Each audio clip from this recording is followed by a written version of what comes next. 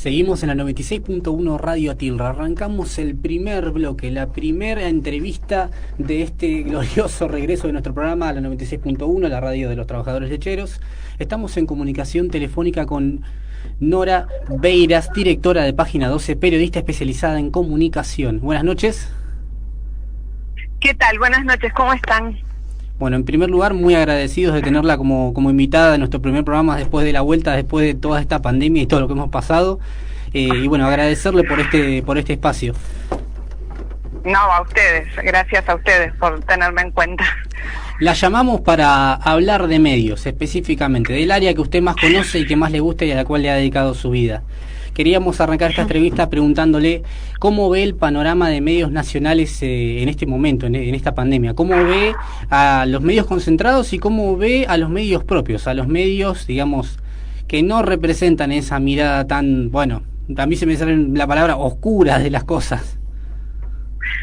Bueno, creo que hay es una obviedad decir que el periodismo dominante me parece que está en crisis y es evidente. Si uno entiende por periodismo la posibilidad de orientar al ciudadano en un maremándum de información, orientando en el sentido de poder ponderar con argumentos y para formarse una visión crítica de aquello que influye sobre su vida cotidiana, ya sea en sus decisiones políticas, en su salud, en su economía, en todo lo que hace a la vida como ciudadano en un sistema democrático. Hoy en día lo que vemos que hay no es una particularidad de la Argentina, me parece que es una realidad por lo menos de gran parte del periodismo en Occidente.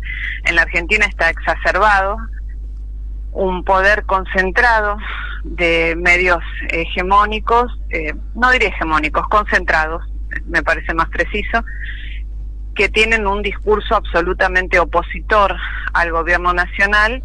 Y me parece que en esta realidad de la pandemia tuvieron al principio de este virus que nos cambió, nos trastornó la vida a todos en el planeta, una actitud más racional, pero a medida que avanzó y se prolongaron las medidas de aislamiento como protección para evitar el desmadre del sistema de salud, y por lo tanto esto repercutió aún más en una economía que venía absolutamente golpeada desde los 4 años del gobierno macrista. Sí, lo sabremos nosotros. ¿Cómo? Nos fajó la economía macrista a nosotros, nos dejó en la ruina. No, fue un desastre, la verdad que fue absolutamente un desastre, excepto para el sector financiero, que fueron los grandes beneficiarios de ese modelo. Destruyó a todo el sector trabajador de la Argentina y destruyó al país, esto está claro. Ahora, en este contexto, me parece que estas últimas semanas lo que estamos viendo de parte de los medios dominantes, que se transforman en los grandes digitadores del discurso de la oposición política representada en Juntos por el Cambio, me parece que es realmente en algunos casos criminal lo que hacen. Y no lo digo gratuitamente este adjetivo, me parece que la denuncia en su momento de Elisa Carrió alertando sobre un posible envenenamiento encabezado por el gobierno nacional al distribuir las vacunas Sputnik de origen ruso. Después, las declaraciones en las últimas semanas de Patricia Bullrich apuntando a denostar la campaña de vacunación, diciendo que había habido un mecanismo de corrupción, que se había intentado coimear a la empresa norteamericana Pfizer. Después, todo el operativo que hoy terminamos viendo en el Congreso, cómo se desarticula este discurso que decía que la Argentina no compró las vacunas Pfizer por mecanismos absolutamente oscuros, cuando el propio representante de Pfizer dice que no hubo coimas, no hubo pedidos de intermediación, que no hubo acuerdo en las condiciones del contrato según lo que ellos establecen como requisitos para abastecer o para firmar contrato con un país. O sea que hubo una desmentida oficial directamente de Pfizer. Es una desmentida absolutamente oficial. No hay hay cosas que lo que la verdad que es difícil mantener una moderación cuando uno ve a representantes del pueblo como al diputado nacional Mario Negri, presidente del bloque radical que integra la coalición de Juntos por el Cambio, que hoy tuiteó que Pfizer les dio la razón porque el representante de Pfizer dijo que no habían sido consultados para elaborar la ley en la Argentina. Entonces, que un representante del pueblo argentino llegue a ese nivel de colonización de su concepción y de su ideología, de pensar que un laboratorio tiene que ser el que establezca las condiciones para legislar en un país soberano, bueno, me parece que ya ahí llegamos a niveles de indignidad que son difíciles de soportar. Creo que es maravillosa la democracia porque todos tenemos derecho a expresarnos, pero ese derecho a expresarnos supone responsabilidad y supone respeto al pueblo que se representa, en el caso de la dirigencia política. Lo de Negri de hoy para mí es haber tocado fondo. Es peor que Patricia Bullrich en esa ilógica de entrega y de repetir cualquier cosa con la cual se manejan con muchísima irresponsabilidad. Bueno, Nahuel te habla, ¿qué tal? ¿Qué tal, Nahuel? ¿Cómo estás?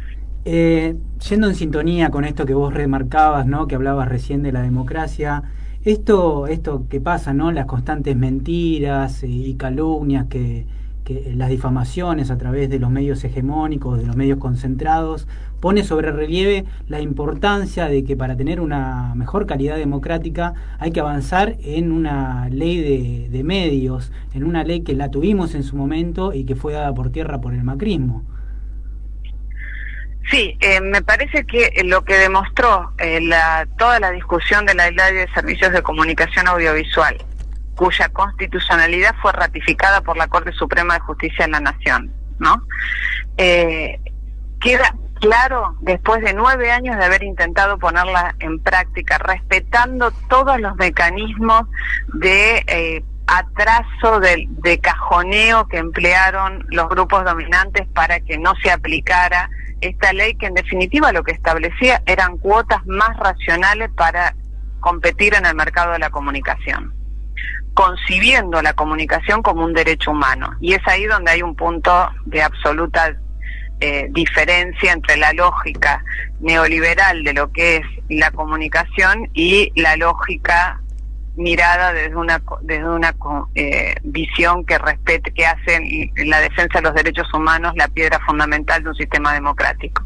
Ahora, la discusión de esa ley, la impudicia de Macri de haber mediante un decreto derogado los artículos centrales que apuntaban a acotar la propiedad excesiva de determinados grupos en el mercado de la comunicación. En realidad lo que muestra claramente es que el gran problema que existe y que no es nuevo es la reforma de un poder judicial que represente los intereses del pueblo y no los intereses de las grandes corporaciones.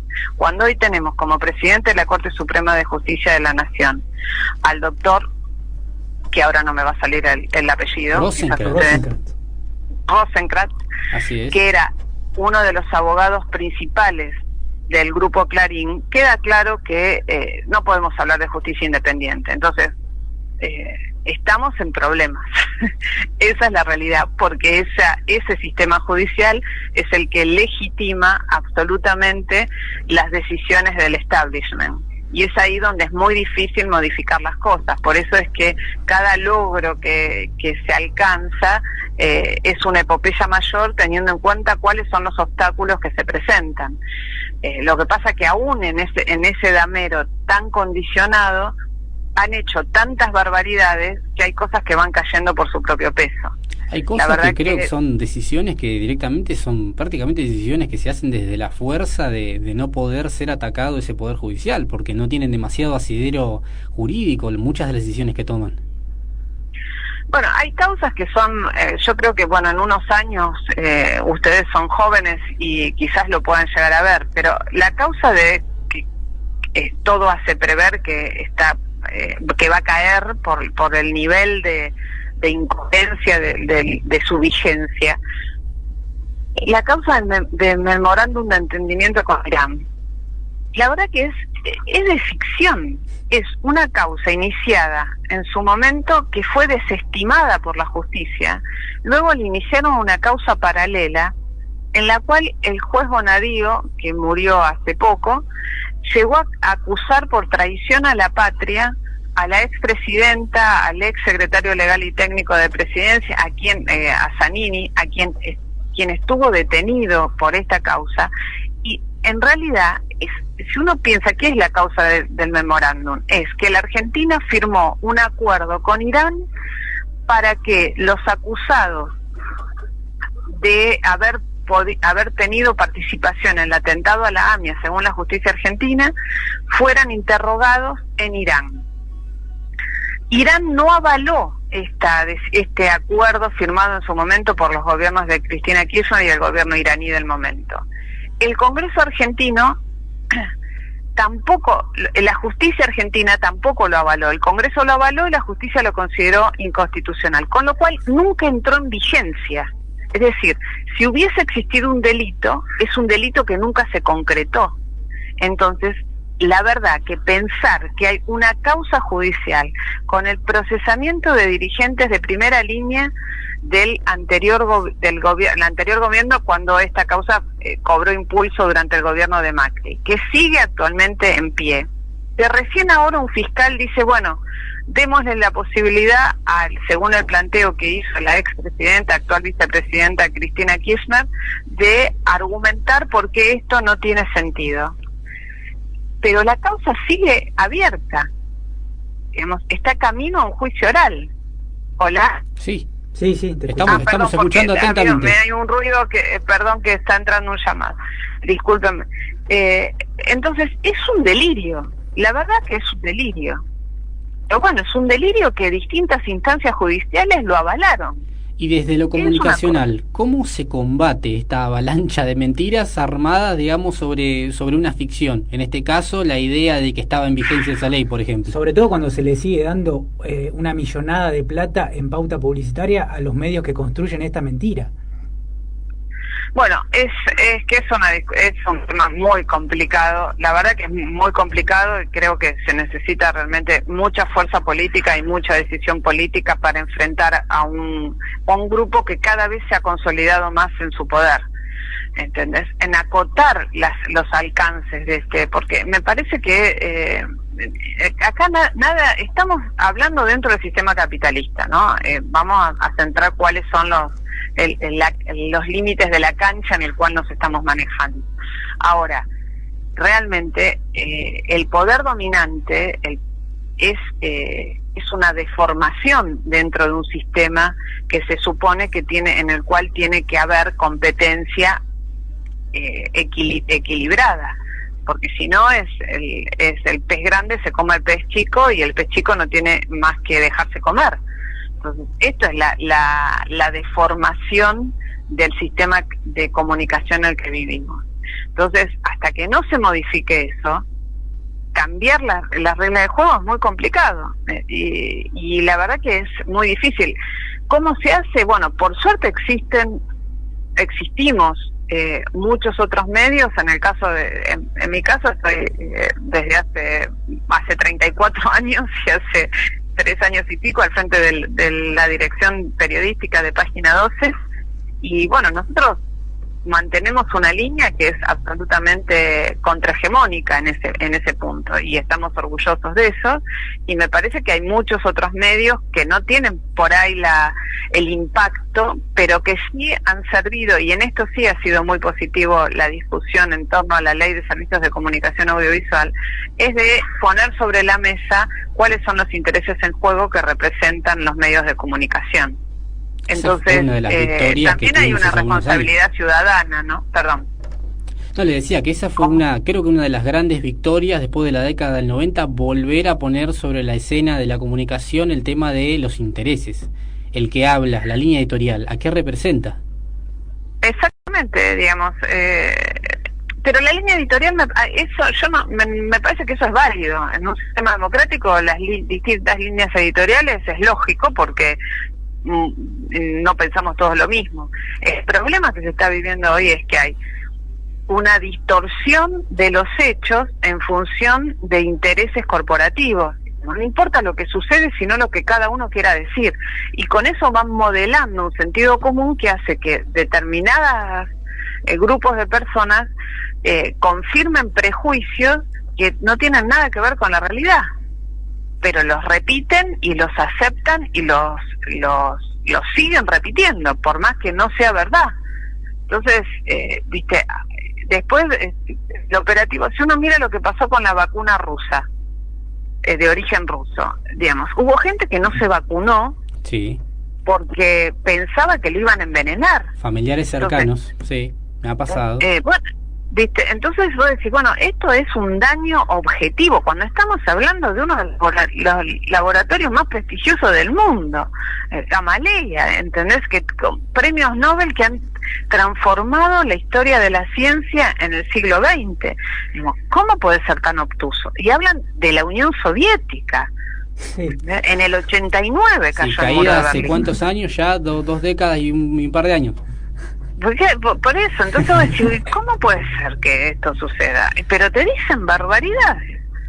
Y la gente las repite, porque las repite y genera credibilidad porque también confirman sus propios prejuicios. Entonces es una tarea ardua, pero bueno, hay que seguir dando batalla, no hay otra. ¿Y hasta qué punto llega la colonización mental, no? Que no dicen nada cuando la vacuna es de un laboratorio norteamericano, pero sí si es de un laboratorio ruso o de cualquier otra parte del globo. No, eso es el nivel de absurdo total, digamos. Bueno, la colonización en ese punto creo que llega a niveles absolutamente ridículos. La verdad que es ridículo. Pero bueno, perdón. Le decía, le hacemos una última pregunta, así ya la dejamos ir, nos encantó sí, tenerla porque estoy en el cierre, discúlpame. Sí. Bueno, te queríamos preguntar así como una pregunta más de color para cerrar esta nota. Sí. ¿Quién es para vos, teniendo en cuenta que ayer fue el Día del Periodista, ¿no? ¿Quién es para vos un referente histórico ha sido del periodismo y por ahí un referente actual del buen periodismo, del periodismo comprometido socialmente? Que yo voy a reivindicar a muchos periodistas de Página 12 o que han estado en Página 12. Me parece que, un hombre que no es muy conocido porque es muy de bajo perfil, pero que ha sido el director histórico de Página, que es Ernesto Tiefenberg. Para mí es un editor brillante y realmente que le da sentido a este oficio. Horacio Verbitsky, Mario Weinfeld, Irina Hauser, Victoria Ginsberg, te digo muchos periodistas de Página porque realmente yo los respeto y los admiro, Luis Brustein, y los conocés de cerca, has tenido el gusto de trabajar con ellos. Los conozco de cerca y realmente los valoro porque creo que defienden un oficio que sigue siendo encantador y que para mí si hay una palabra que tiene que marcar el ejercicio de cualquier profesión y más en el periodismo, cuando lo que está en juego es la credibilidad, es la honestidad. Digamos, uno informa desde un lugar, lo que no puede hacer es deformar los hechos en función de intereses subalternos, y eso me parece que es imperdonable y eso sí distorsiona el ejercicio del periodismo, ¿no? Le agradecemos muchísimo la comunicación, gracias por estar en este primer programa de este programa que ha vuelto después de tanto dolor con la pandemia. Nora Vieras, la escuchaste en el 96.1. Muchas gracias. Muchísimas gracias. Muchísimas gracias a ustedes y éxitos en esta nueva etapa. Un beso grande.